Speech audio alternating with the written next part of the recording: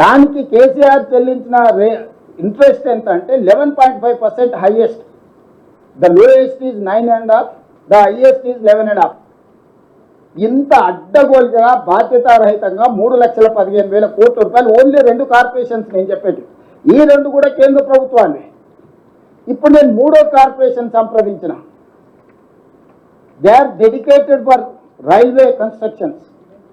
So metro కూడా railway కిందకు వస్తుంది కాబట్టి దీని మీద మాకు లోన్ కావాలా, మేము టేక్ ఓవర్ చేస్తున్నాము, ఈ ప్రకారంగా మేము కొనుగోలు చేస్తున్నాం. మొత్తం మా ట్రాన్సాక్షన్ వాళ్ళు కన్సల్టెంట్ని పెట్టుకున్నారు, మేము కన్సల్టెంట్ని పెట్టుకున్నాం, అధికారులు ఉన్నారు, దాంట్లో గవర్నమెంట్ ఆఫ్ ఇండియా ఫైనాన్స్ అధికారులు ఉన్నారు, ఐఆర్ఎఫ్సి అధికారులు, మొత్తం ఇంటోటో కేంద్ర ప్రభుత్వం ఇంటోటో రాష్ట్ర ప్రభుత్వం కూర్చొని చర్చించుకొని 13,600 కోట్ల రూపాయలు ఏదైతే ఎల్ఎన్టీ అప్పు వివిధ బ్యాంకులలో 8.25% అప్పుతో ఉందో ఆ అప్పును రాష్ట్ర ప్రభుత్వము హైదరాబాద్ మెట్రో రైల్ లిమిటెడ్ పేరు మీద, కంపెనీ పేరు మీద కొనుగోలు చేసేటట్టు, దాన్ని తప్పించేటట్టు ఐఆర్ఎఫ్సిని ఒప్పించేసి టోటల్గా ఒప్పందాలు చేసుకొని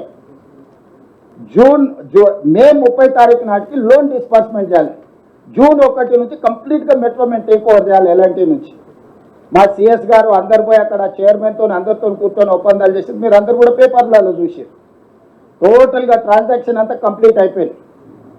1,400 కోట్లు మేము మార్జిన్ మనీ కట్టాలి ఈక్విటీకి, దీనికి 13,600 కోట్ల రూపాయలు వాళ్ళు ఇచ్చారు. వాళ్ళు పేపర్ ప్రాసెస్కు 84 కోట్ల రూపాయలు ఫీజు అడిగింది. 84 కోట్ల రూపాయలు ఫీజు చెల్లించినాము, 1,400 కోట్ల రూపాయలు మేము కట్టాల్సింది కట్టేసినాము.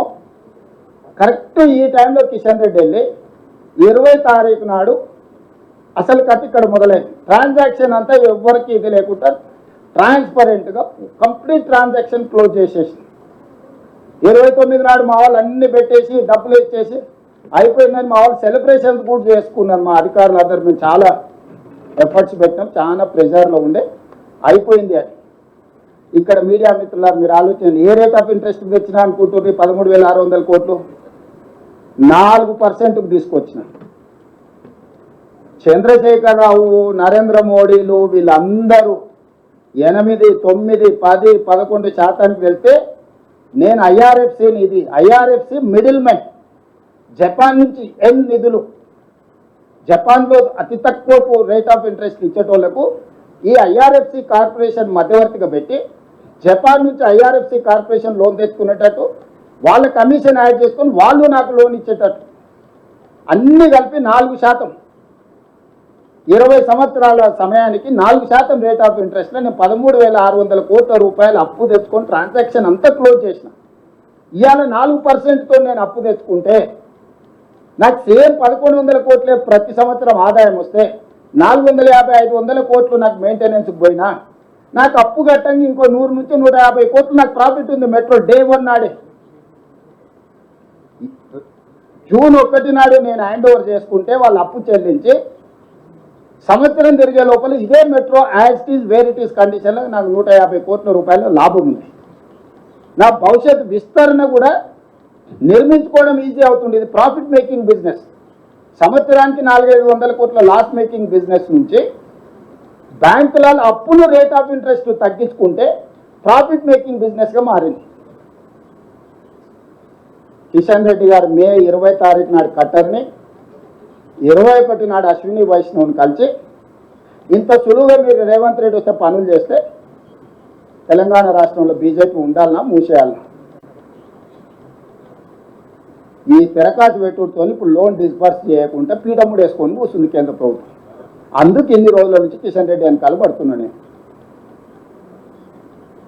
ఇది transaction between IRFC and state government of ఇండియాలో ఉండే, స్టేట్ గవర్నమెంట్ ఆఫ్ తెలంగాణలో ఉండే హైదరాబాద్ మెట్రో రైల్ లిమిటెడ్ మధ్యలో.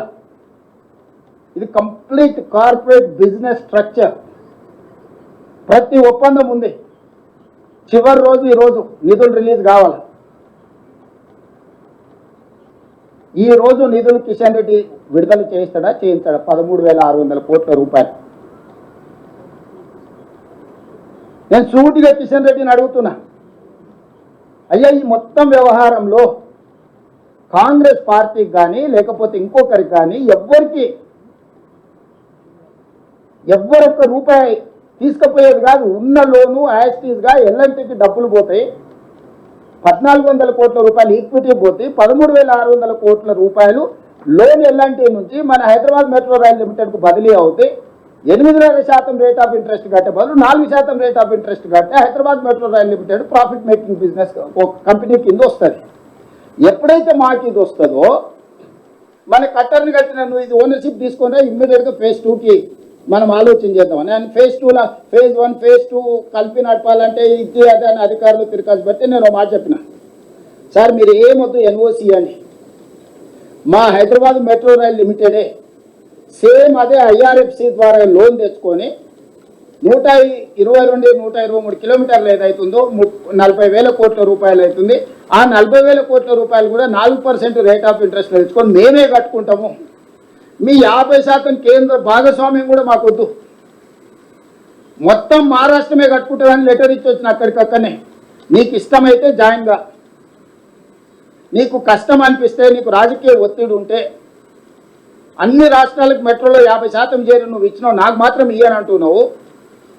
నీకేదో నాకు చెప్పని సమస్య ఉన్నది కాబట్టి నాకు జస్ట్ ఎన్ఓసి ఇచ్చేసి నేను ఐఆర్ఎఫ్సి నుంచి మిగతా 123 కిలోమీటర్లు కూడా నా సొంత పైసలతోటి నేనే గ్యారంటీలు ఇచ్చి నేనే నిర్మాణం చేసుకుంటాను కూడా లెటర్ ఇచ్చి వచ్చిన మనం కలిసినప్పుడు.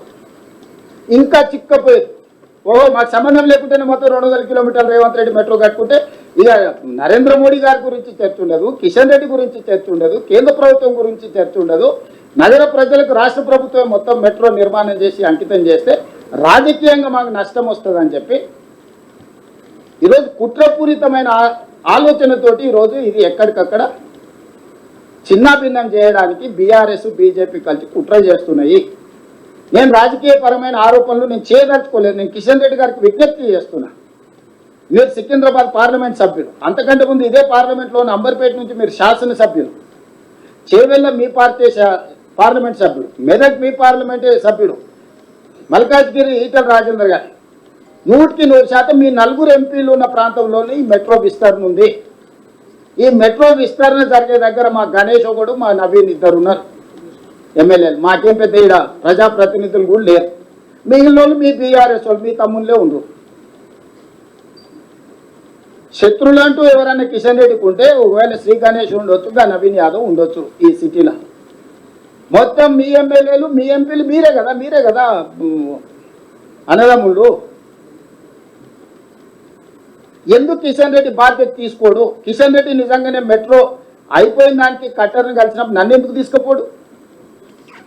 వరంగల్ ఎయిర్పోర్ట్ మొత్తం కొలిక్కి వచ్చింది, ఇప్పుడు స్లో డౌన్ అయిపోయింది. రామ్మోహన్ నాయుడుని కలుస్తాడు, ఏం మాట్లాడిండో చెప్పడు. అశ్విని వైష్ణవ్ని కలుస్తాడు, ఏం మాట్లాడిండో చెప్పడు. ఆయన కలిసి వచ్చిన తర్వాత నేను పోయి కలిస్తే వాళ్ళ మాటలు మనకు అర్థం కాదా? మనం ఏ సమాజంలో ఉన్నాము?